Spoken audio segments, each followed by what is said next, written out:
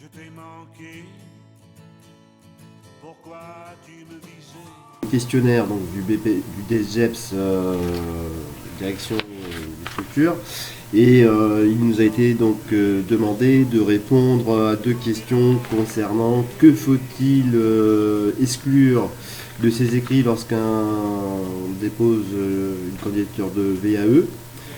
Donc VAE, ça veut dire validation d'acquis et d'expérience. Et ensuite, qu'attend le jury du candidat dans un processus de certification par VAE? Bon, déjà, ce qu'il faut exclure, et je vais commencer par cette question-là, c'est donc, bien sûr,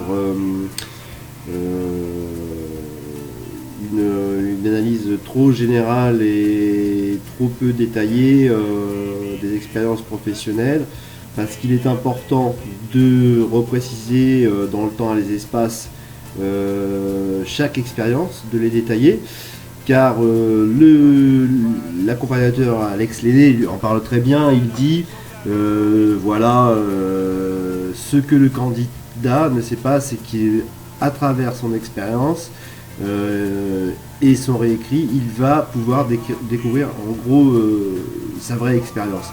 C'est-à-dire que pour vivre une expérience et en déduire toutes les expériences professionnelles acquises, il faut détailler et se repositionner par rapport au vécu. Ensuite, ce qui est bien détaillé, c'est que ce vécu doit être décrit à la première personne du singulier, le jeu. En effet, beaucoup de personnes vis-à-vis d'un jury vont tendance par modestie et peut-être sous-estime de sa propre expérience, ou mal connaissance de sa propre expérience, discuter avec la troisième personne du singulier, le on, ou voir le nous avions fait cela. Mais non, une expérience professionnelle répondant à l'exigence de VAE doit forcément passer par la description de ces expériences à la première personne du singulier. Voilà. Ensuite, bien sûr, avant de parler de la VAE, il faut aussi toujours bien vérifier la recevabilité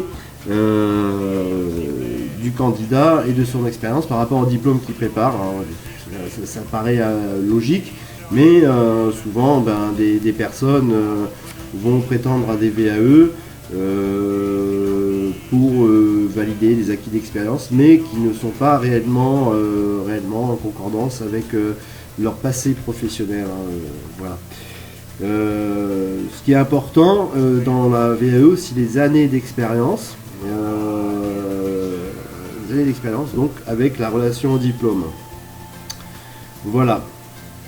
Ensuite, ce que le jury du candidat dans un processus, qu'attend le jury du candidat dans un processus de certification de VAE, je pense que c'est avant tout de ne pas faire des écrits avec des fautes d'orthographe, et ensuite vu que le jury n'est pas là pour juger le comportement de la personne, et que surtout ce qui va se dire lors de ce jury va rester strictement confidentiel, le jury il n'attend pas des choses extraordinaires, mais il laisse liberté au candidat de pouvoir s'exprimer sur tout ce qu'il a envie de s'exprimer concernant cette expérience. Donc il n'y a pas de méthode fondamentale pour pouvoir déclarer ses acquis à un jury. Voilà.